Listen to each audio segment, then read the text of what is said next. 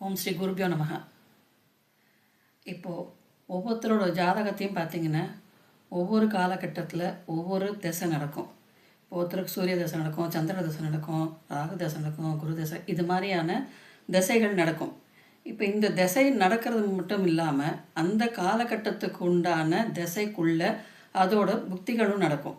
அதாவது இப்போ ஒரு கேது தசைன்னு எடுத்துன்னு வச்சுங்க, கேது தசையில் 9 புக்தியும் நடக்கும். என்ன, அந்த 9 கிரகத்துக்கு உண்டான புக்தி. இப்போ நமக்கு ஒரு திசையில் எடுத்துட்டா அந்தந்த புக்திக்கு உண்டான பரிகாரங்களை நம்ம பண்ணிகிட்டே வரும்போது அந்த திசையை நம்ம ஈஸியாக நம்ம எந்த பெரிய இந்த தாக்கம் இல்லை, நெகட்டிவ் தாக்கம் இல்லாமல் நம்மளால் கொண்டு போக முடியும். இப்போ நான் சொல்ல போகிறது கேது தசை. இப்போ ஒருத்தருக்கு கேது தசை நடக்க போகிறோன்னு வச்சுங்க, முதல்ல கேது புக்தியை பார்ப்போம். கேதுவின் நாயகன் விநாயகர். அந்த விநாயகருக்கு ஒவ்வொரு சதுர்த்திக்கும் உங்களால் முடிஞ்ச சுண்டல், கொழக்கட்டை, ஒரு அர்ச்சனை, ஒரு வஸ்திரம், இந்த மாதிரி சாத்தி அந்த நேரத்துக்கு உண்டான அந்த புக்தியை நம்ம பண்ணிகிட்டே வரும்போது நமக்கு அந்த புக்தி நமக்கு சாதகமாக வேலை செய்யும். இப்போ அடுத்ததாக பார்த்திங்கன்னா இப்போ சுக்கிர புக்தி. இப்போ சுக்கிர புக்தின்னு வரும்போது அந்த சுக்கிர புக்தியில் கன்னி பெண்களுக்கு இந்த வெத்தலைப்பாக்கு, தாம்பூலம், மஞ்சள், குங்குமம், வளையல், சீப்பு, கண்ணாடி, ஒரு சின்ன சில்வர் காயின், இல்லை உங்களால் முடிஞ்சால் சில்வரில் என்ன முடியுமோ இதை வாங்கி வச்சு அவங்களுக்கு நீங்கள் கொடுத்து வரும்போது, உங்களால் எப்போல்லாம் முடியுமோ அப்போ கொடுத்துட்டு வரும்போது அந்த சுக்கிர புக்தி, அந்த சுக்கிரன் கேதுன்ற அந்த காம்பினேஷன் இருக்குல்ல, அந்த சுக்கிர புக்தியோட தாக்கம் நமக்கு ஸ்மூத்தாக எடுத்துன்னு போகும், சுமூகமாக கொண்டு போகும். இப்போ சூரிய புக்தியில், இதே சூரிய புக்தியில் என்ன பண்ணலான்னா கோதுமை வாங்கி வச்சுக்கலாம். கோதுமை வாங்கி வச்சுட்டு காலையில் 6 மணிக்கு எழுந்து சூரிய பகவானை வழிபாடு பண்ணி ஆதித்ய ஹிருதயம் சொல்லிவிட்டு இந்த கோதுமையை தானம் பண்ணலாம். ஒரு வஸ்திரம் வாங்கி ஒரு பெரியவருக்கு தானம் பண்ணலாம். இப்போ இதே சந்திர புக்தி வரும்போது பார்த்திங்கன்னா லலிதா நவரத்ன மாலைன்னு இருக்குது. இந்த லலிதா நவரத்ன மாலையை சொல்லி ஒரு கல்கண்டோ இல்லைன்னா வெல்லமோ போட்டு ஒரு பானகம் பண்ணி அவள் நேவேத்தியம் பண்ணிவிட்டு ஒரு 4 பேருக்கு கொடுக்கலாம். இதை பண்ணலாம். இப்போ இதே ராகு புக்தி வரும்போது நீங்கள் வெள்ளிக்கிழமை இல்லைன்னா செவ்வாய்க்கிழமை துர்கையை போயிட்டு துர்கைக்கு உண்டான வழிபாடை பண்ணி, இல்லைன்னா தன்னால் முடிஞ்ச அர்ச்சனையாவது செவ்வாய்க்கிழமையோ இல்லைன்னா ஞாயிற்றுக்கிழமையோ அர்ச்சனை பண்ணிட்டு வரலாம்.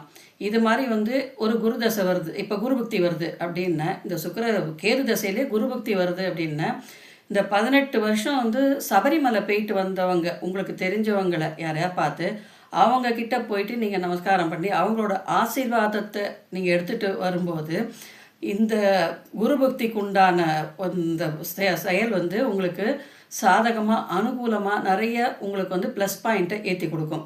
இதே சனி புக்தி அடுத்தது கேது தசையில் சனி புக்தி வரும்போது பைரவருக்கு சனிக்கிழமை ஒரு அர்ச்சனை, ஒரு சுண்டல், அப்படி இல்லைன்னா தன்னால் முடிஞ்சவங்க யாராவது இருந்தீங்கன்னா மதுரை வீரனை இந்த மண்ணால் பண்ணி வைப்பாங்க.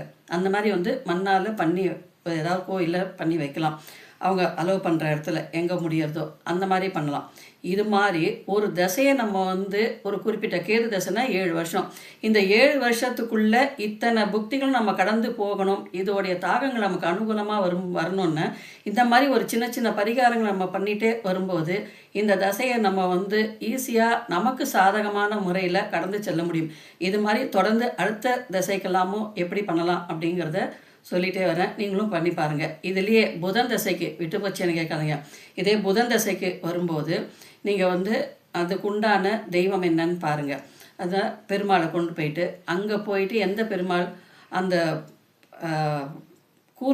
கூர்ம வர சொல்லுவாங்களே, அந்த கூர்ம அவதாரம், அந்த கூர்ம அவதாரத்தில் இருக்கக்கூடிய அந்த பெருமாளை நீங்கள் எங்கே இருந்தாலும் தேடி போய் பாருங்கள். அவரை போய் தரிசனம் பண்ணி அர்ச்சனையாவது பண்ணிட்டாங்க.